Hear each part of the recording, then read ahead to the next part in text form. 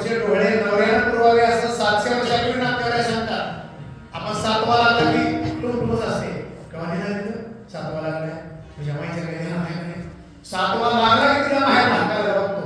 आणि इथं एवढी संपत्ती आहे घरात, जळता जळना 2च माणसं येतात. ती जर बाळापणाला गेली तर म्हणजे पुरी खायचं, घरचं सुद्धा खाऊ घातलं पाहिजे. वशिष्ठ गुरु सांगतात गरोदरपणामध्ये बायकोची काळजी पतीने घ्यावी. या भागात चिंतन आहे. धर्मशास्त्राचे डोहाळे पुसावे त्यांचे पुरवावे. आपली पत्नी गरोदर असताना पत्नीचे पूर्ण मनोरथ पूर्ण करावे, पतीने पूर्ण करावे. जरी आपल्या आईचा स्वभाव चांगला नसला, धड नसला तरी सुद्धा नामदेवांनी सांगितलंय.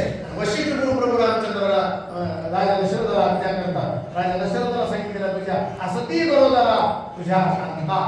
तुझी कांता नाही म्हणजे एकच होते. तुझ्या कांता म्हणजे कौशल्या, सुमित्रा, कैकेयी. गरोदरपणामध्ये पत्नीची काळजी पतीने घ्यावी हा शास्त्रार्थ दिलेला. आपल्याला आजही या गोष्टी लक्षात येत नाही. आजही आपण बायकोला आईच्या देखत बोलायला भेटतो. आईला पटत नाही, आई काय म्हणे, आईचं म्हणतो बोलायला जाईल, बायकोच करते सारखं असं म्हणे का, असं भीती वाटते. आणि म्हणून पत्नीची काळजी घ्यावी एवढा विषय सांगतात. यातून आपण विज्ञान स्वीकारायचं बरं का, यातून धर्मशास्त्र स्वीकारायचा, यातून भक्ती स्वीकारायची, यातून प्रेम स्वीकारायचा. पण तुका म्हणे माझे तुका म्हणे